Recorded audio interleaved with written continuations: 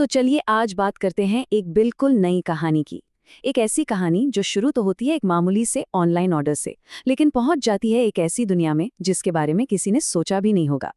कभी मिला है कोई ऐसा पैकेज जो आपका था ही नहीं? शायद गलत साइज की टी शर्ट या किसी पड़ोसी का सामान। हमारी आज की कहानी भी एक ऐसी ही छोटी सी गड़बड़ी से शुरू होती है, लेकिन ये छोटी सी गलती एक बहुत बड़े एडवेंचर का दरवाजा खोल देती है। तो कहानी का हीरो है रोहन। उसका दिन बिल्कुल नॉर्मल था, बस एक चीज का इंतजार था, एक डिलीवरी का। कोई बहुत बड़ी चीज नहीं, बस एक सीधा साधा किचन अप्लायंस, एक नया स्टोव जिससे खाना पकाने में थोड़ी और आसानी हो जाए। कितना आम सा लगता है ना? लेकिन जब दरवाजे पर पैकेज आया और उसने उसे खोला तो स्टोव तो नहीं मिला। उसकी जगह था एक बैकपैक, और ये कोई ऐसा वैसा बैकपैक नहीं था। इसमें से एक अजीब सी रहस्यमयी रोशनी निकल रही थी। उसी पर रोहन को अंदाजा हो गया कि कुछ बहुत ही अजीब होने वाला है।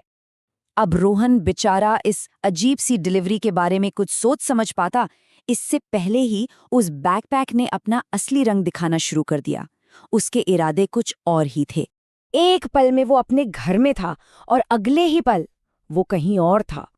कोई वार्निंग नहीं, कोई वापसी का टिकट नहीं, बस एक झटके में वो एक ऐसी दुनिया में पहुंच गया जो उसके लिए बिल्कुल अनजान थी। और इस अजीब नई दुनिया का पहला रूल, ये बैकपैक सिर्फ एक पोर्टल नहीं बल्कि एक जादुई टूल है। रोहन को एक कमाल की पावर मिलती है, पॉकेट पैंट्री। जरा सोचिए, एक ऐसा बैकपैक जिसमें खाना पकाने की हर चीज मौजूद हो, बस सोचने भर की देर है। अब सोचिए, रोहन एक अनजान जंगल में अकेला, डरा हुआ और भूखा। ऐसी सिचुएशन में वो वही करता है जो शायद हम सब करते, थोड़ा सुकून और अपनापन ढूंढने की कोशिश। रोहन का लॉजिक बिल्कुल सिंपल है ना? जब कुछ समझ ना आ रहा हो तो एक कटोरी गर्म नूडल से बेहतर क्या हो सकता है? लेकिन उसे क्या पता था कि आराम की ये छोटी सी कोशिश एक बहुत बड़ी मुसीबत को दावत देने वाली है। इंस्टेंट नूडल्स की वो जानी पहचानी महक जो उसे घर की याद दिला रही थी, वो अब हवा में फैल रही थी और जंगल की गहराइयों में किसी का ध्यान अपनी ओर खींच रही थी। और ये कोई छोटा मोटा जानवर नहीं था, ये एक बहुत बड़ा भेड़िया था, इतना विशाल कि रोहन ने कभी सपने में भी नहीं सोचा होगा। लेकिन सबसे डरावनी चीज थी उसकी आंखें। उनमें गजब की समझदारी थी, जैसे वो कोई आम जानवर ना हो। और बस यहीं से कहानी एक ऐसा मोड़ लेती है जिसकी किसी ने उम्मीद नहीं की थी। जहां रोहन ने मान लिया था कि भाई आज तो काम तमाम, वहीं उस भेड़िए के दिमाग में तो कुछ और ही खिचड़ी पक रही थी। भेड़िए ने कोई हमला नहीं किया, न गुर्राया, बल्कि दो शब्द सीधे रोहन के दिमाग में गूंजे, जैसे कोई रेडियो स्टेशन ट्यून हो गया हो। अनुबंध बन रहा है। मतलब ये आवाज मुंह से नहीं, सीधे दिमाग से आ रही थी।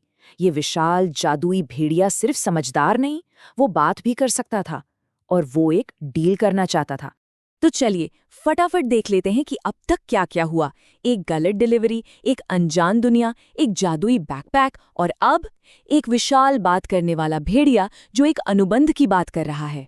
और यही सवाल है जो हमें भी सोचने पर मजबूर कर देता है। आखिर इंस्टेंट नूडल्स के एक कटोरे के बदले में कोई क्या ही कॉन्ट्रैक्ट करेगा, वो भी एक जादुई भेड़िया? और क्या रोहन के पास ना कहने का कोई ऑप्शन भी है?